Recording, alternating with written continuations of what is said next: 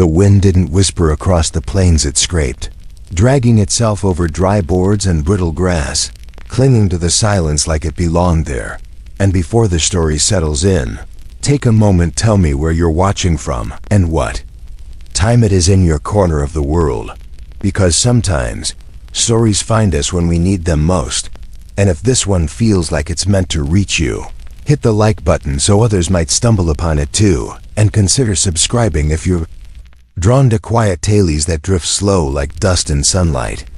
Now then, let me tell you about a man who forgot how to speak. Eli Holt, once known, now more echo than person, hadn't spoken aloud in 25 years, not to his horse, not to the half-wild dog that kept its distance, not to the wind, which visited daily like an old friend, and not to the ghosts he kept tucked between the walls of a sagging house, whose porch leaned too far north and roof wheezed in the wind. Boots by the door untouched in years, a coat hanging on its hook like someone might still walk in and needed someone who wouldn't. Because no one came, no letters, no footsteps, no voices but the brittle hiss of the stove kettle and the sigh of a world Eli no longer belonged to. He lived in a loopwake, feed the horse, boil coffee, split wood, sit in silence until the morning the wind shifted, and with it came hoofbeats, not imagined but real, deep and numerous, a rhythm from the east like drums stirring dust as they came.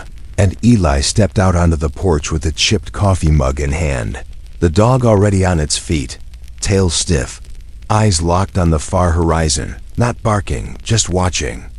Over the dead cottonwoods came movement, not one rider, but many, at least 50 by Eli's count.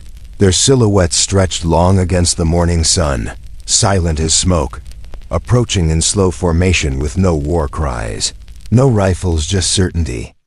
And Eli didn't reach for the old rifle he hadn't touched in a decade, didn't back away, just narrowed his eyes, trying to make out the shapes, and he knew they weren't lost, weren't wandering, they were coming straight for his land, his silence, his past.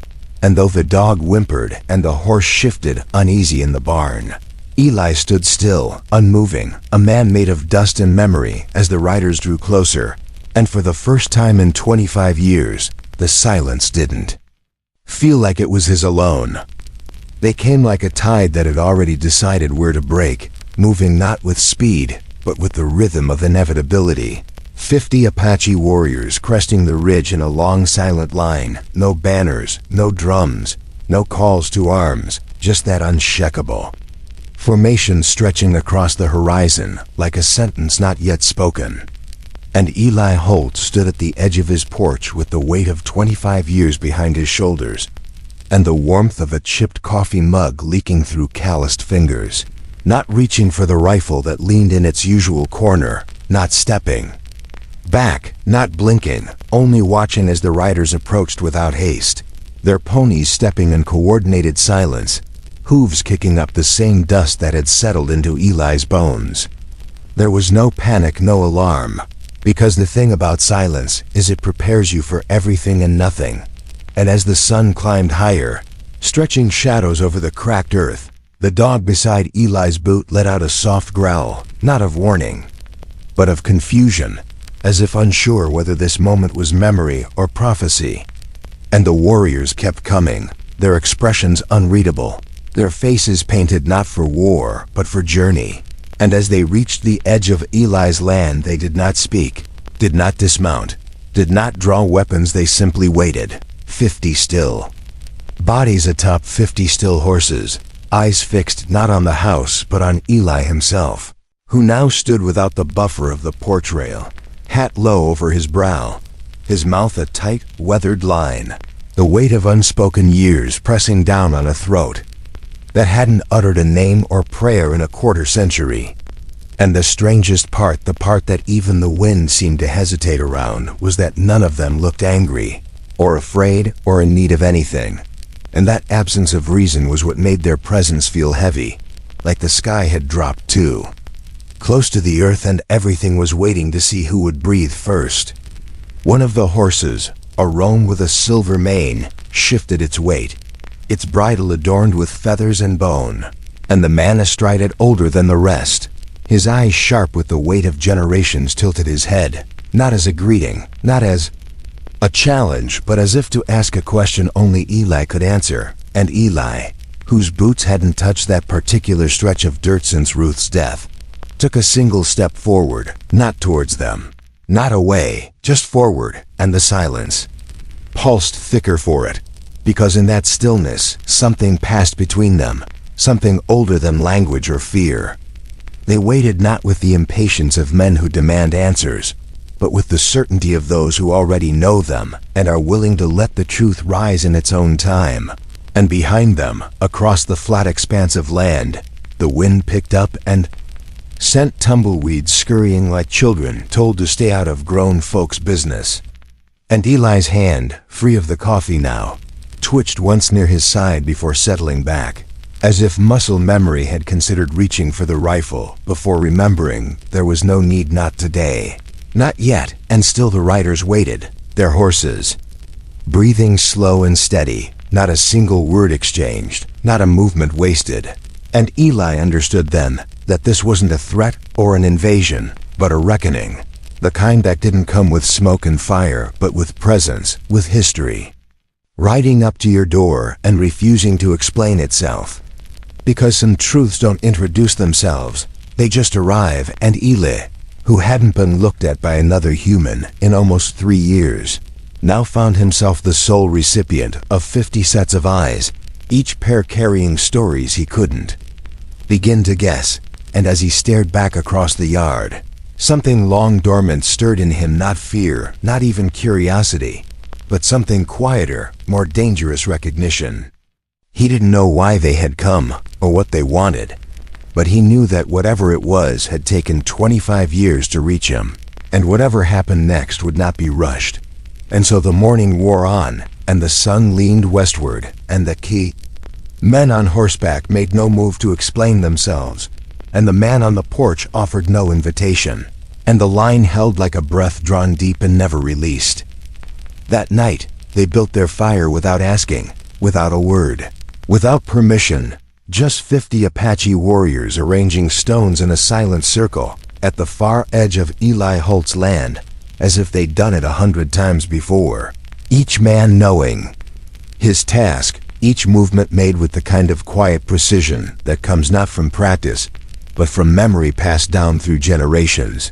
And Eli, who hadn't shared his land with another soul in decades, didn't stop them, not out of fear, but because some acts carry their own authority, the kind that doesn't need explanation or consent. And as the flames took shape beneath the cracked dusk sky, no one spoke.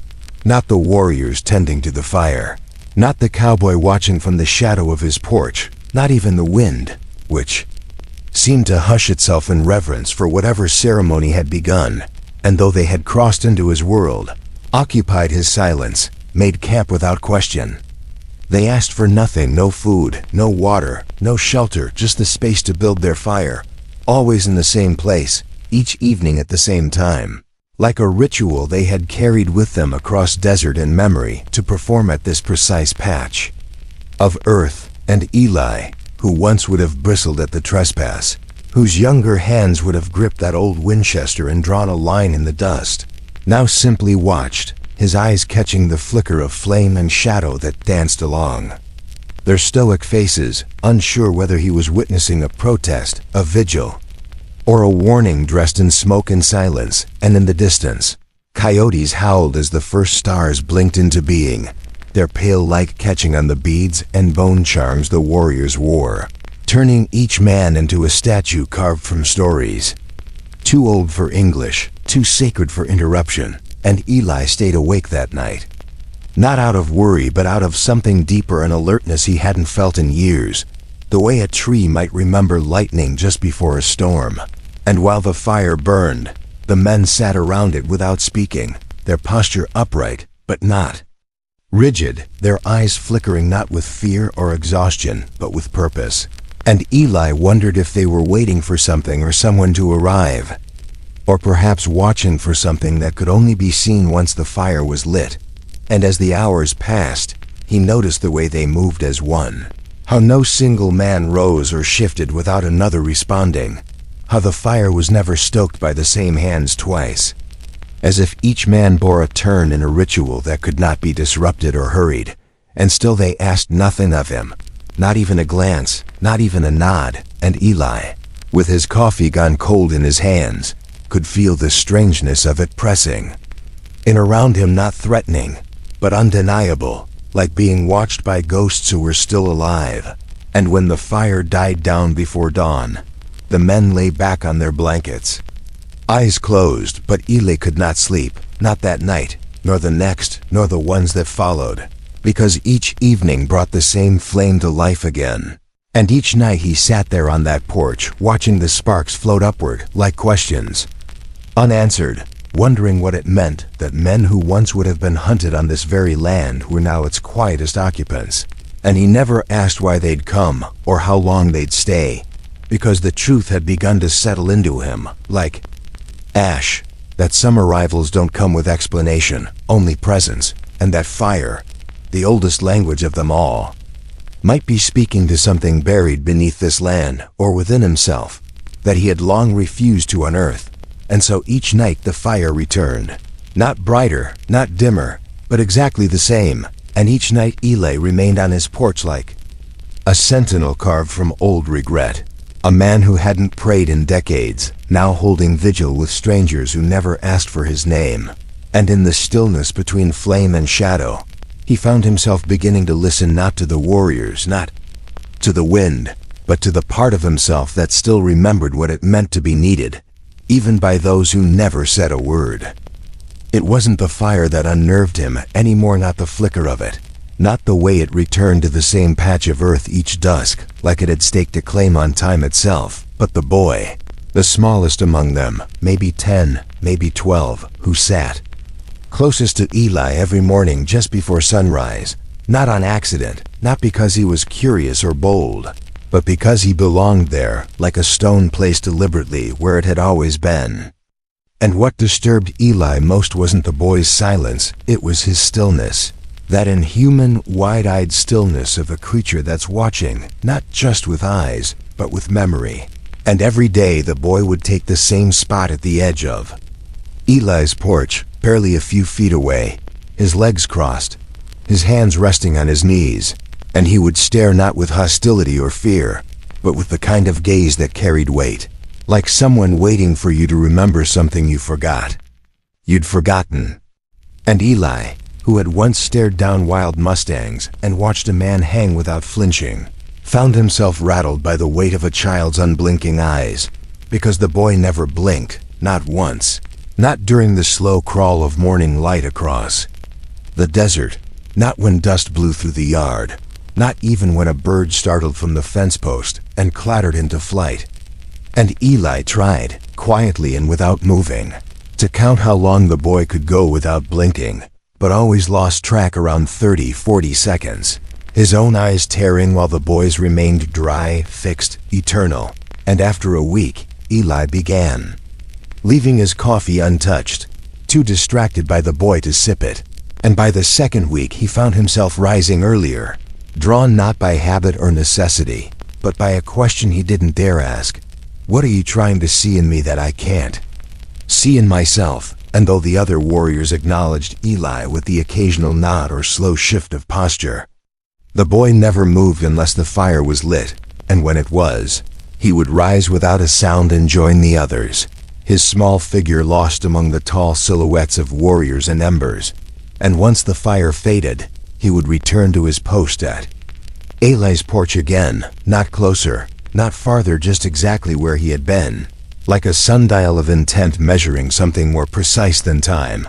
And Eli knew better than to speak, because something in the boy's stare made questions feel childish, like words would shatter whatever fragile thread hung between them.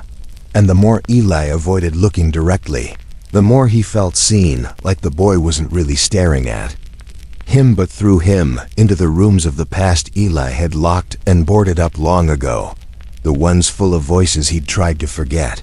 And one morning, as the sun barely nudged over the hills, the boy reached into a small leather pouch and set something on the wooden step between them, a stone, Black and smooth, polished like it had been carried for miles. And he didn't speak, didn't gesture, just left it there and returned to his silent vigil. And Eli didn't touch it for a long time, didn't dare, just stared at it like it might burn or vanish. Because somehow he knew the stone wasn't a gift, it was a reminder.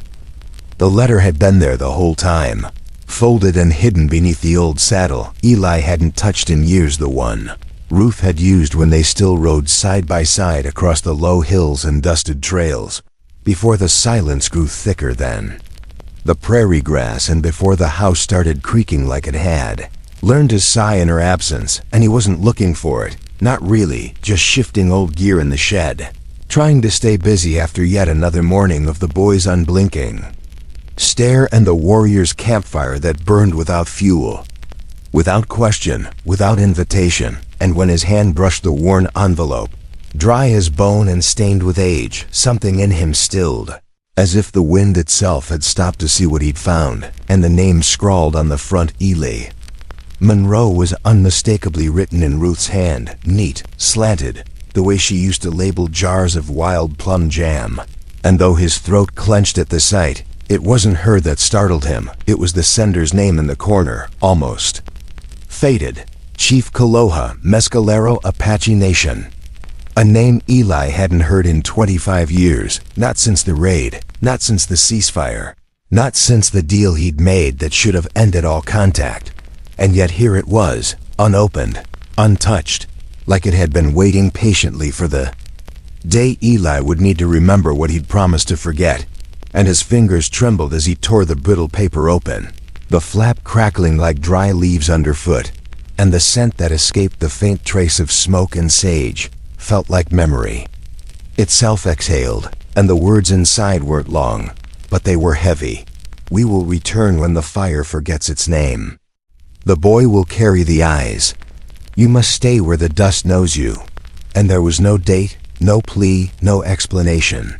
Just those lines written in thick black ink that bled slightly into the paper, and below it, the chief's mark, a symbol Ely had once worn on a band around his wrist in a gesture of truce.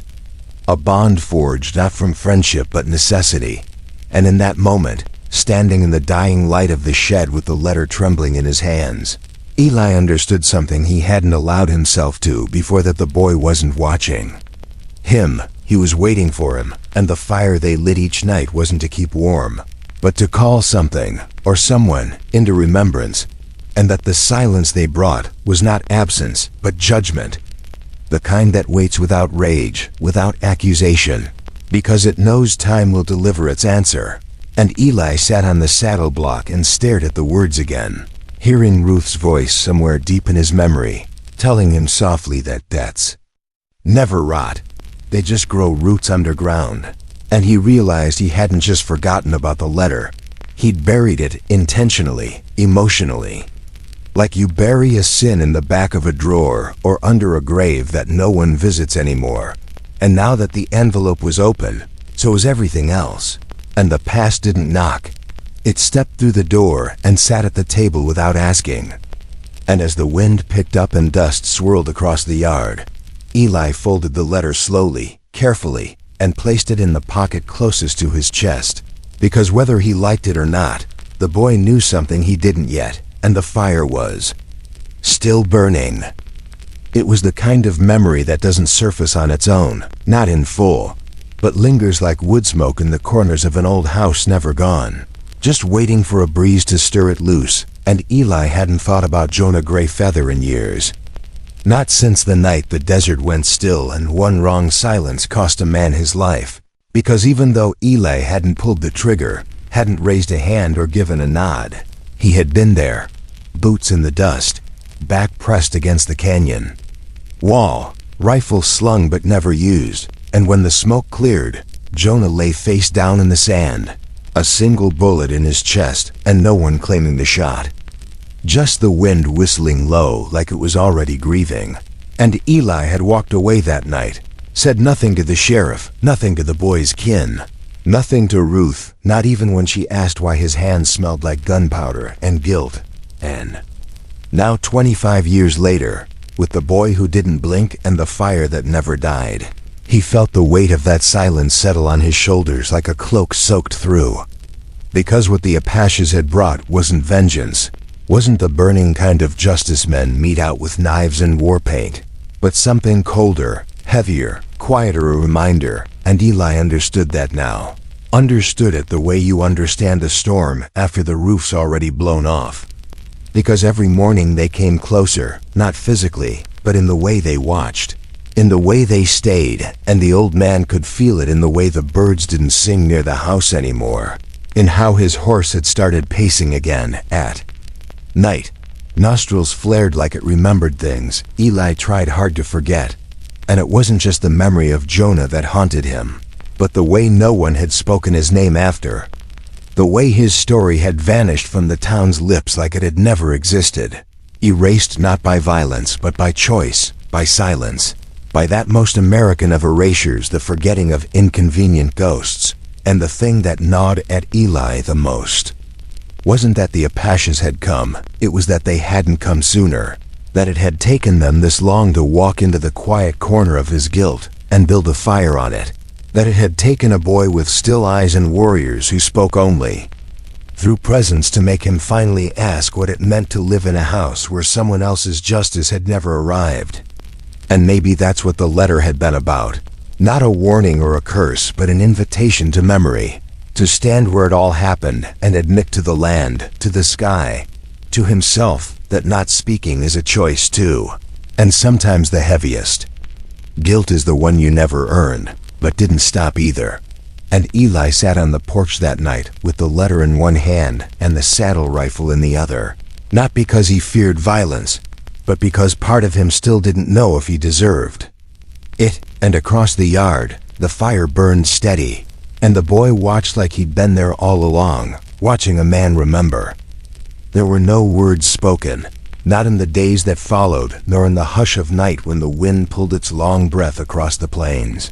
But Eli began to understand them not through sound, but through the quiet choreography of smoke rising against a black sky, curling like a script no one had taught him how to read, but one he somehow already knew, buried somewhere beneath 25 years of forgetting, because each night the Apaches lit their small fire in the same place, carefully built with branches they gathered from the southern edge of the property, and the flames never roared, never reached for the stars like the fires of angry men, but instead whispered upward, calm and controlled.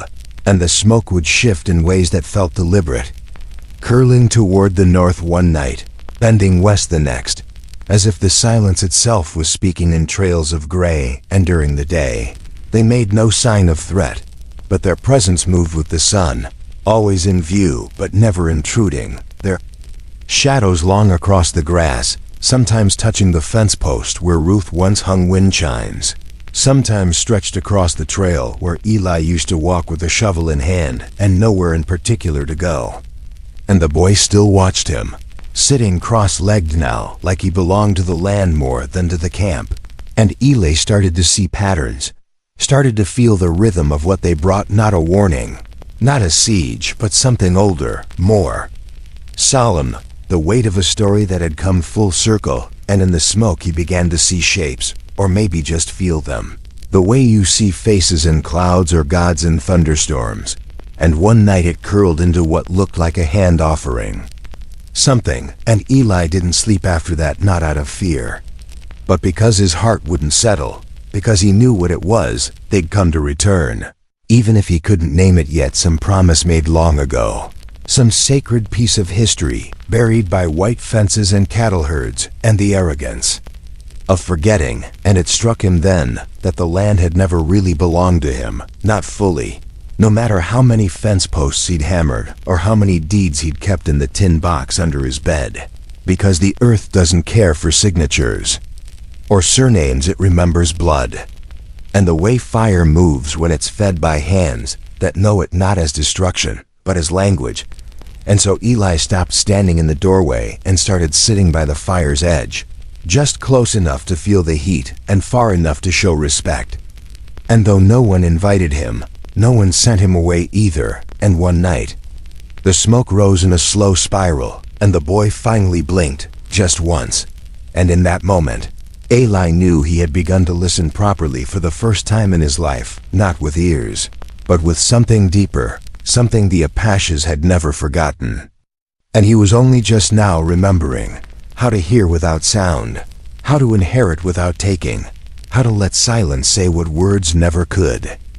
It happened at dawn, not with ceremony or witnesses, but in the soft moment when darkness loosened its grip on the earth, and the first birds began testing the air with uncertain notes. And Eli, who had stopped sleeping through the night long ago, was already on the porch with a cup of coffee gone cold, watching the edge of the world turn from black to blue when the boy appeared small, silent, deliberate, walking across the brittle grass barefoot, each step careful but unafraid. And in his hands he held something wrapped in a thin strip of tanned leather, the kind Eli hadn't seen in years, not since the days before Ruth died, before silence claimed the house and the man inside it like creeping ivy, and the boy didn't speak, didn't offer explanation or glance around for approval. He simply walked up the porch steps and placed the object on the worn wooden plank just beneath Eli's boot, then turned and walked away without looking back, as if the act itself was complete and needed no reply, no recognition. And for a long moment, Eli didn't move, didn't breathe, just stared at the small leather-wrapped item that sat like a memory made physical, waiting to be acknowledged. And when he finally reached down, his hands trembled before his fingers even touched it. As though his body already knew what his mind hadn't yet caught up to, he untied the strip with careful reverence and unfolded the bundle. And there it was, a silver hair clasp, simple, worn, etched with a symbol he hadn't seen in 25 years but had once known well, a marking like a crescent moon struck through with a line, the kind passed down in families, crafted by hand and full of meaning. And Eli felt the air leave his lungs all at once, because this wasn't just a trinket, wasn't some random token left by chance. It had belonged to him, or rather, it had belonged to the man who had died all those years ago, the one whose death Eli had never spoken of, never confessed, not because he was guilty, but because silence had seemed easier, cleaner, less dangerous. And now here it was again, the past delivered by the hands of a child who didn't blink, who didn't speak, but who saw deeply enough to find what needed to be returned. And Eli couldn't stop his hands from shaking, couldn't stop the flood of feeling that rose in his chest like the spring rains he used to pray for. Because this clasp wasn't just a relic, it was a question, a reminder, a weight handed back to him not with blame, but with expectation, and maybe even trust. And he held it in both palms, the metal still cold from the morning air, and for the first time in 25 years, he whispered the name of the man who had once worn it, a name he'd buried deeper than any grave. And the sound of it felt both foreign and familiar on his tongue, like a hymn sung after a lifetime of forgetting the words. And somewhere behind him, the wind shifted, and the smoke from the Apache fire curled in a slow spiral above the plain. And Eli knew, without needing to ask, that this was no threat, no accusation. This was a ritual, a gesture of return, of invitation, of closure. And the boy stood again at the edge of the field, watching. But this time Eli didn't look away. It was near twilight when it happened, the kind of quiet evening that made every leaf and breath feel sacred, when the sun melted down behind the canyon rim and spilled gold across the dry earth, like it was apologizing for the long, hot day. And Eli sat on the porch, boots still dusted with the prints of men who had come and gone, hands wrapped around a cup of nothing. And the air was thick with something that wasn't smoke or scent, but waiting, something that had lingered for days, maybe years, maybe decades. And across the yard the boy was standing again, still as ever, but not empty, not this time just watching, his small shoulders calm in the way of someone who knows the moment has finally come. And Eli didn't rise, didn't shift, just stared back, heart hammering behind his ribs like it had been holding something in a cage all this time. And then, like a thread pulled from a wound, he whispered it, The first words he'd spoken aloud in 25 years. Words that cracked like frost across old timber and still carried weight, despite their gentleness. "I'm sorry."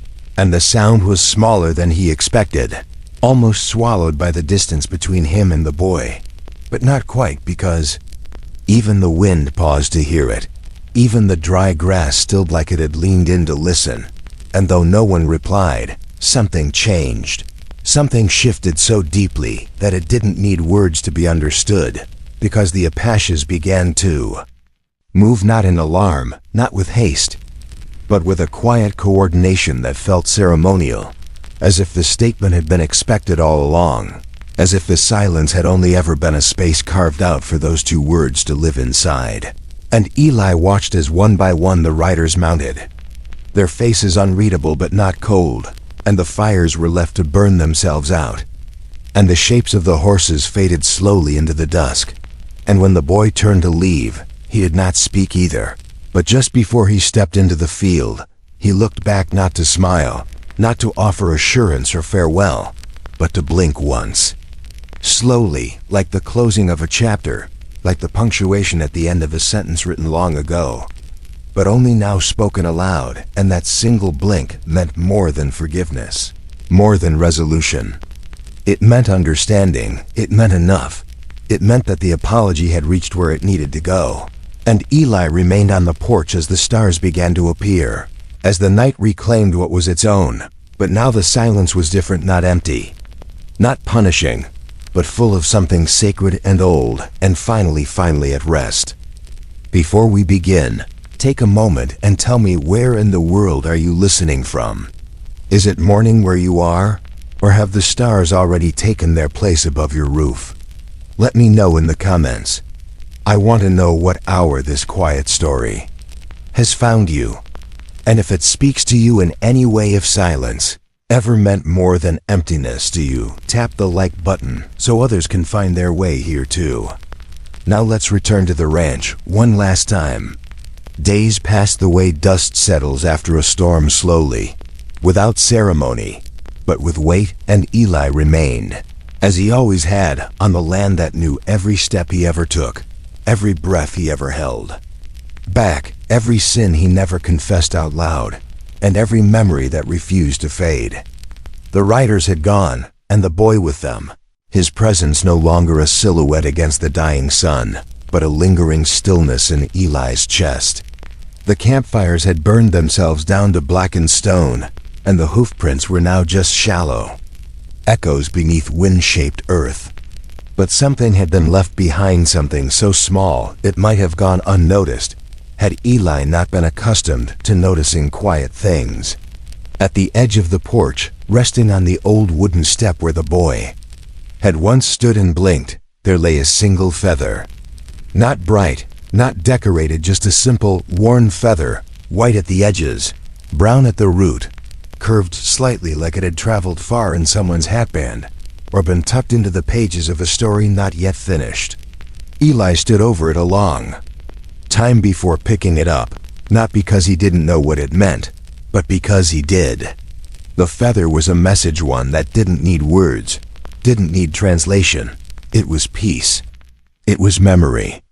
It was a marker that what had passed between them hadn't been forgotten, hadn't been dismissed like dust shaken from a saddle blanket. It was, in its own quiet way, a return.